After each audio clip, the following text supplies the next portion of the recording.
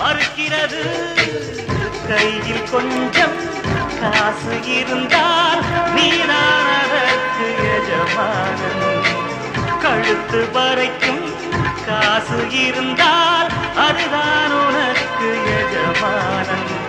வாழ்வின் அர்த்தம் புரிந்துவிடு வாழ்க்கையை வாரி குடித்துவிடு ஒருவன் ஒருவன் முதலாளி உலகில் மற்றவன் தொழிலாளி விதியை நினைப்பவன் ஏமாடி அதை வென்று முடிப்பவன் அறிவாளி